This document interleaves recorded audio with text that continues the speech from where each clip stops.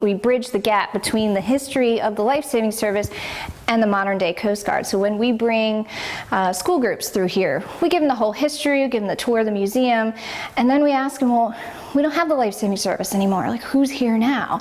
And hopefully, you know, some of the kids will pick up on it, like, oh, I've heard of the Coast Guard, and you know, at the end of the tour, like, oh, wow, like, these guys in the Coast Guard, they're really cool, like, and they get it. And once you see those light bulbs going on and bridging that gap between history and today, it like all comes together. Right now we're standing inside the Indian River Lifesaving Station. It was built in 1876. It became active on January 1st, 1877.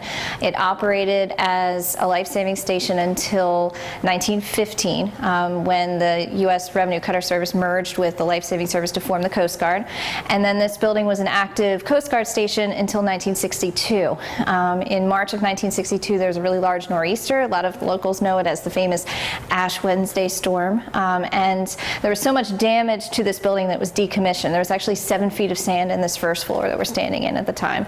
So at that point, this building just sort of sat here for a couple decades and deteriorated. It was used as a maintenance yard for the State Highway Department, and eventually in the 90s, a nonprofit got together, saw the value in this site, and they raised the funds and restored it into its 1905 appearance and a museum for the public to come through.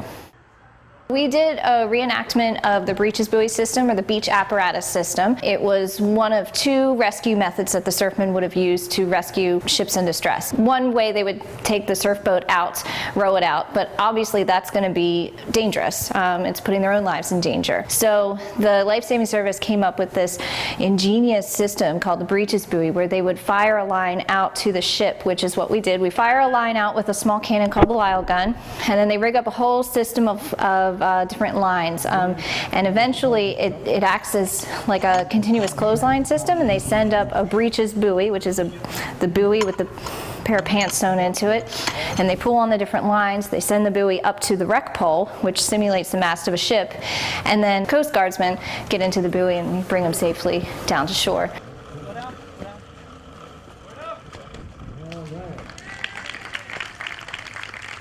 Really, it was a great way to get people safely off a ship without ever having to put your own lives in danger. I think a lot of people appreciate the work of the United States Coast Guard today, and it's important to recognize that this work was started back with the rescue part of the Coast Guard mission was started back with the Lifesaving Service, and it was those people that developed the original protocols for helping people in distress at sea.